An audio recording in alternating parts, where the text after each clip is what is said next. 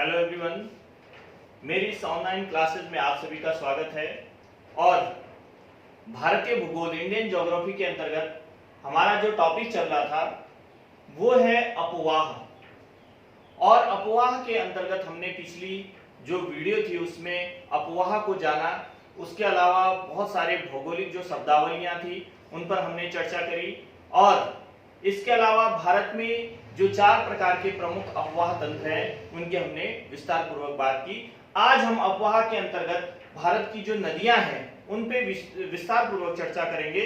तो चलिए, भारत की जो नदियां हैं वो हमने आपको बताई कि भारत में मुख्य रूप से जो अपवाह तंत्र के आधार पर हम नदियों को 2 भागों में विभाजित करते हैं। पहला, हिमालयी अपवाह तंत्र, यानी कि हिमालय जो पर्वत है उत्तर भारत में पूरा फैला हुआ, उससे जो निकलने वाली नदियां हैं और उनकी सहायक नदियां हैं वो हिमालयी अपवाह तंत्र कहलाता है। दूसरा, प्रायद्वीपीय अपवाह तंत्र, यानी कि जो प्रायद्वीपीय भारत है वहां पर जो नदियां बहती हैं और उनका जो अपवाह तंत्र है उसको हम प्रायद्वीपीय अपवाह तंत्र के अंतर्गत पढ़ेंगे।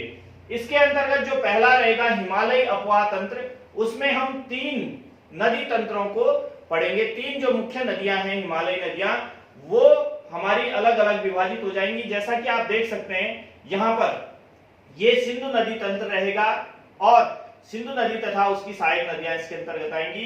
दूसरा जो रहेगा ये रहेगा गंगा नदी तंत्र, ये गंगा नदी का अपवाह होगा, उसकी सहायक नदियां। और तीसरा हमारा रहेगा ब्रह्मपुत्र नदी तंत्र। इस तरह से हम ये 3 अपवाह तंत्रों को पढ़ेंगे। इससे पहले कि हम अपवाह जो नदी तंत्र है उसकी बात करें, सबसे पहले हम जान लेते हैं एस्चुरी क्या होती है। आप देख रहे हैं यहां पर ये कोई नदी है और ये यहां पर सागर या कोई खाड़ी है और ये जो नदी जहां पर मिल रही है वहां पर उसका एक भाग खुला है। तो एस्चुरी जो होती है वो सागर तट पर स्थित आधा बंद खारे पानी का वह क्षेत्र जहां नदियों का ताजा पानी होता है वो समुद्र के खारे पानी के साथ मिलता है। यानी कि जैसे आपने पीछे देखा कि एक तरफ से नदी आ रही थी और जो नदियों का ताजा पानी था वो समुद्र से मिल रहा था और जो समुद्र था वो एक खाड़ी के रूप में वहां पर दिखाई दे रहा था। एक तरफ से जो है वो आधा बंद था और आधा खुला था। तो इस तरह का जो निर्माण होता है नदी के मुहाने पर उसे हम एस्चुरी कहते हैं। नर्मदा, ताप्ती और मांडवी नदी एस्चुरी, मतलब एस्चुरी को हम ज्वारोन्मुख भी कहते हैं, का निर्माण करती हैं भारत में। अब हम बात करते हैं डेल्टा की। एस्चुरी के अलावा कुछ नदियां भारत में जो हमारी पूर्वगामी हैं वो ज्यादातर डेल्टा का निर्माण करती हैं। यानी कि हम जान सकेंगे कि पीछे जो हमने एस्चुरी पढ़ी उसमें जो नदियां हमारी पश्चिमगामी है और अरब सागर में जाकर के मिलती हैं वो एस्चुरी का निर्माण करती हैं और जो बंगाल की खाड़ी में मिलती हैं वो डेल्टा का निर्माण करती हैं। ये आप देख सकते हैं डेल्टा का निर्माण इस तरह से होती है। ये नदियां आ रही हैं और नदी जब अपने मुहाने पर जहां सागर से मिलती है वहां पर वो अलग अलग धाराओं में बढ़ जाती है और ये आप देख सकते हैं एक त्रिभुजाकार आकृति का निर्माण कर रही है। तो इस तरह से ये बीच में जो है दलदल रह जाता है, इसमें घने जंगल उग आते हैं और इस तरह से ये डेल्टा का निर्माण होता है।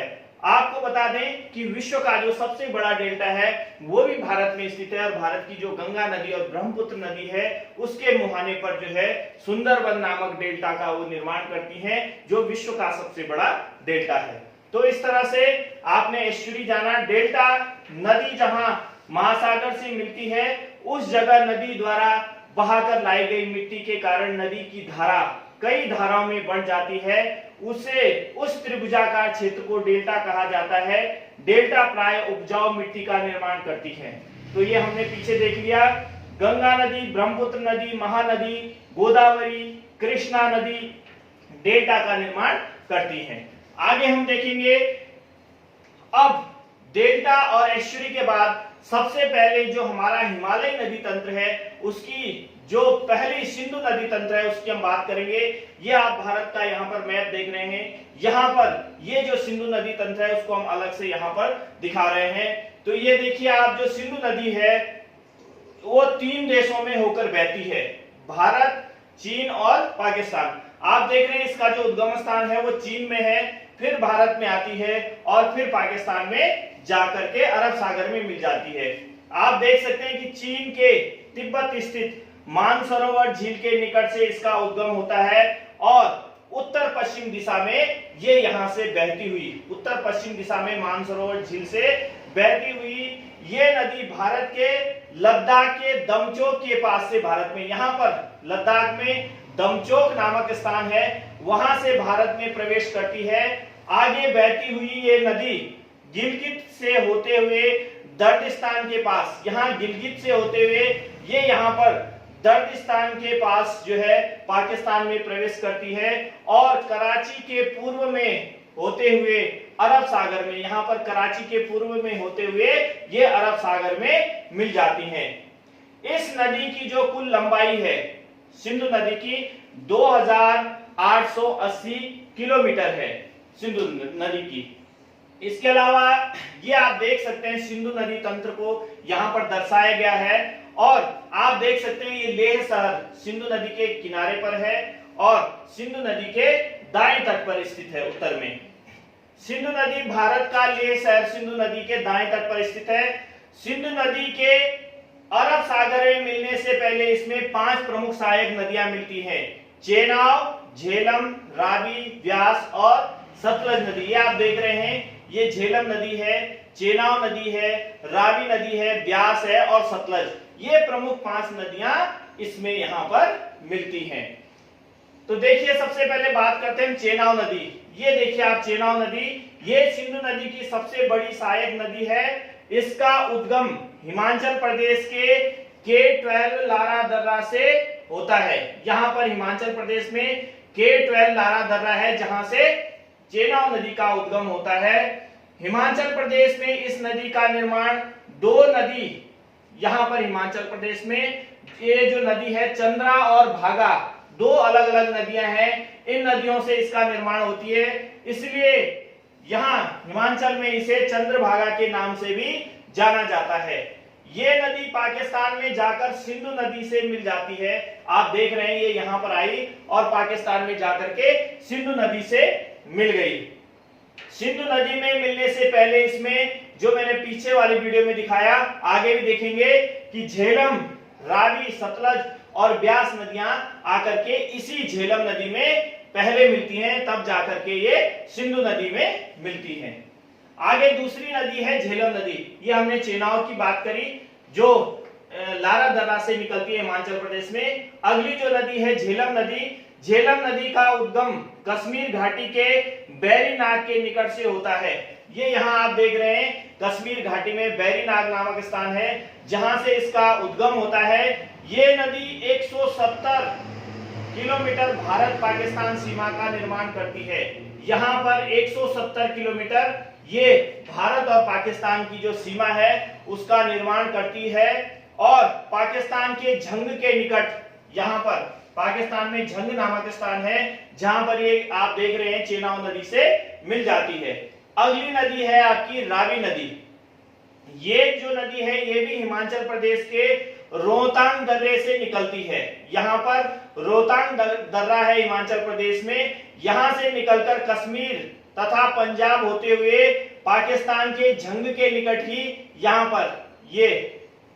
पर जो है झंग के निकट ये चेनाब नदी से मिल रही है। तो इस तरह से चेनाब नदी, वो झेलम नदी और रावी नदी दोनों चेनाब नदी से पाकिस्तान के झंग के निकट जो है मिल जाती हैं। अगली जो हमारी नदी है वो है सतलज नदी और यहाँ पर आप देख रहे हैं कि जो सतलज नदी है ये भारत से बाहर, ये भी चीन में इसका उद्गम स्थान है और ये नदी तिब्बत के राक्षस ताल, यहाँ पर राक्षस ताल है, से निकलती है और सिंधु नदी के समांतर आप देख रहे हैं ये जो सिंधु नदी है इसके समांतर ये बहती हुई हिमाचल प्रदेश में प्रवेश करती है। आगे पंजाब होते हुए, ये देख रहे हैं आप पंजाब होते हुए ये पाकिस्तान के बहालपुर में चेनाब नदी से, ये यहाँ पर पाकिस्तान में बहालपुर है, यहाँ ये फिर जो है ये जो चेनाब नदी आई उससे इसका यहाँ पर संगम हो रहा है और चेनाब में मिलने से पहले इसमें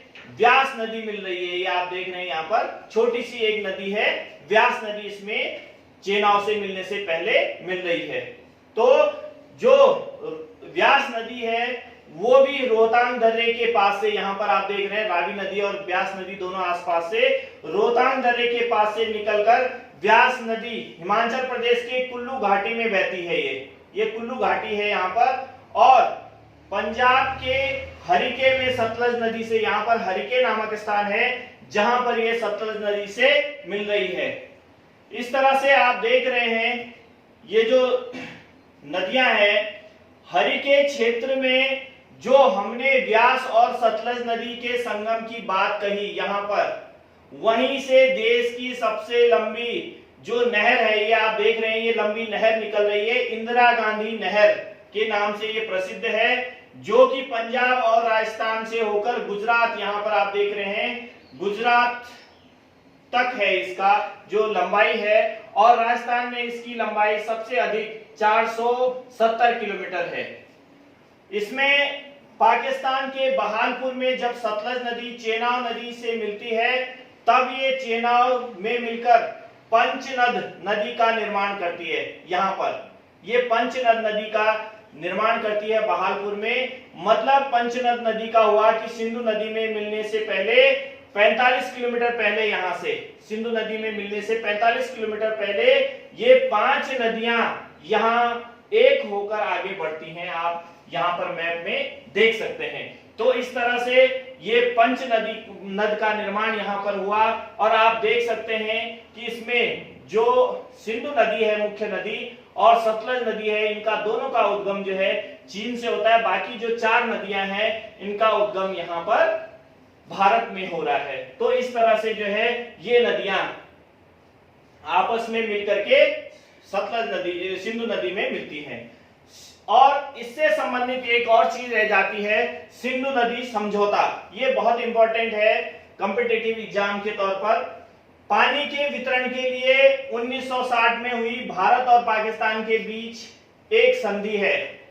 इस समझौते के अनुसार 3 जो पूर्वी नदियां हैं, व्यास, रावी और सतलज, ये आप देख सकते हैं 3 पूर्वी नदियां, व्यास, रावी और सतलज, या आप ये नीचे की 3 नदियां कह सकते हैं, इनका नियंत्रण भारत के हाथों में है। तथा जो पश्चिमी 3 नदियां हैं, सिंधु, चेनाब और रावी, इनका नियंत्रण पाकिस्तान को दिया गया है। ये था हमारा जो सिंधु नदी समझौता है। तो इस तरह से हमने सिंधु नदी तंत्र को पढ़ा। और चूंकि वीडियो बहुत लंबी ना बन जाए, हम थोड़ा सा जो है इसको फास्ट में देख रहे हैं इस समय, क्योंकि हमने तीनों नदी तंत्र को लेना है। अगला है गंगा नदी तंत्र। तो गंगा नदी तंत्र जो है ये भारत का, आपको बता दें, सबसे बड़ा नदी तंत्र है। और इसमें ये गंगा नदी आप देख रहे हैं गौमुख से भागीरथी के रूप में ये निकलती है। और यहाँ देवप्रयाग में अलकनंदा से संगम होने के बाद ये गंगा नदी कहलाती है। तो गंगा नदी भारत की सबसे लंबी नदी है। इसकी जो कुल लंबाई है भारत में वो 2525 किलोमीटर या 25-25 किलोमीटर है। इसमें भारत में इसकी जो है 2071 किलोमीटर है, बाकी बांग्लादेश में है। तो 2071 भारत में है और बाकी बांग्लादेश में। कुल लंबाई 2525 किलोमीटर है। सतोपथ हिमानी से निकलने वाली जो ये अलकनंदा नदी है और गौमुख यहाँ से निकलने वाली जो भागीरथी नदी है, जब देवप्रयाग में मिलती हैं तो इनका संयुक्त रूप गंगा कहलाता है। ये ध्यान रखने वाली बात है।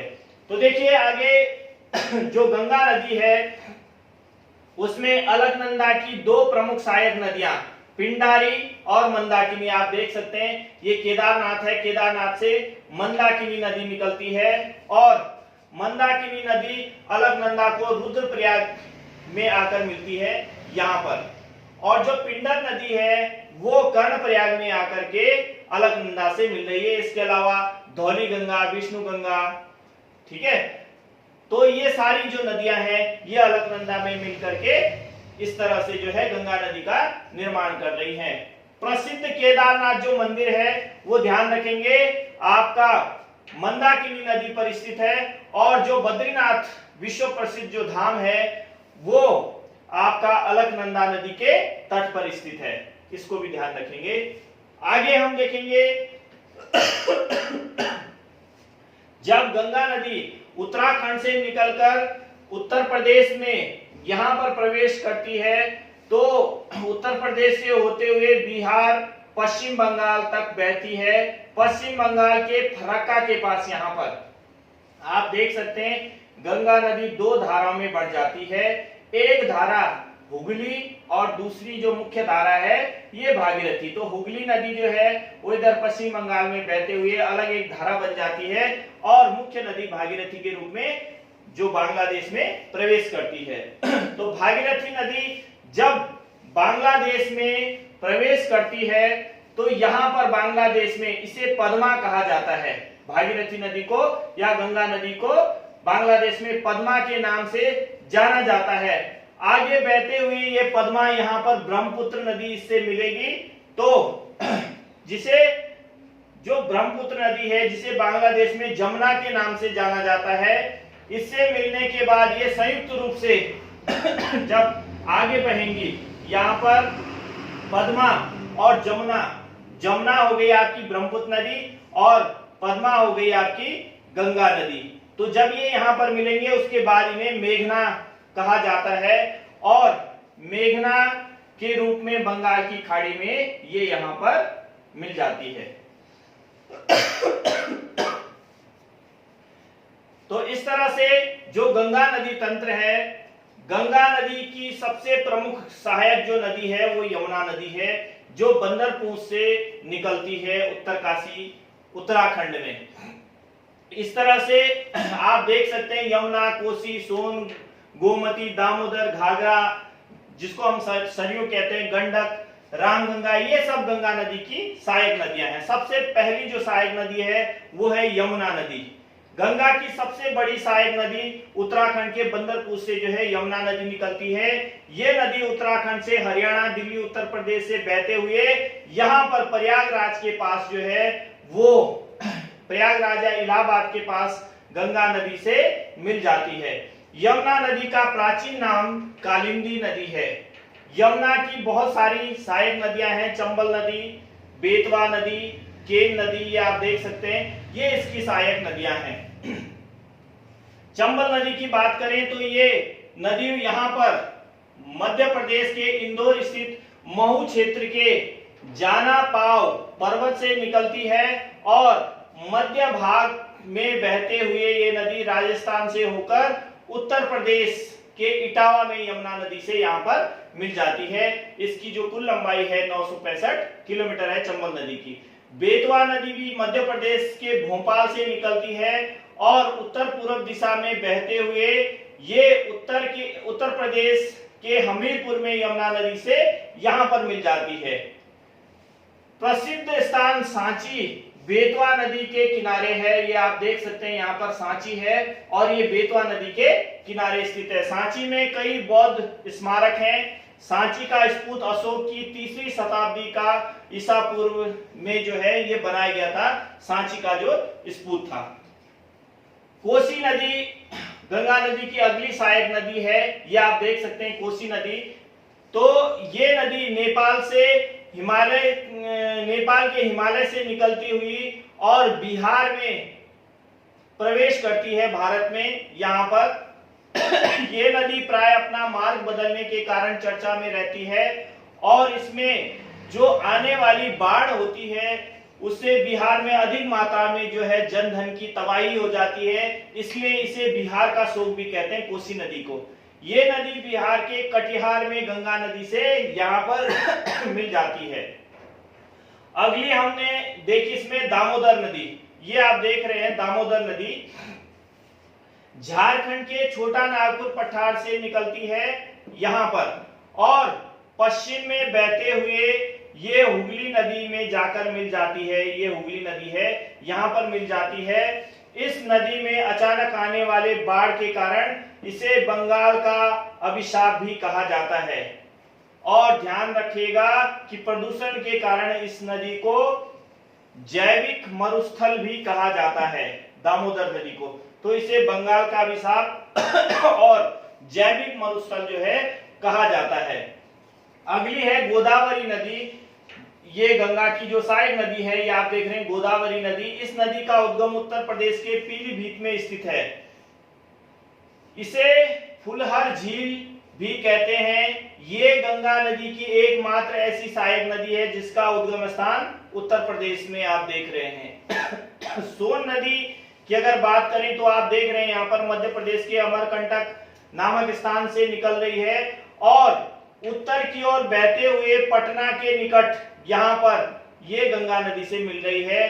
सोन नदी और यमुना नदी के बीच जल विभाजन का काम कैमूर की पहाड़ियां करती हैं। ये आप देख रहे हैं, ये यमुना नदी है और ये सोन नदी है। ये बीच में जो है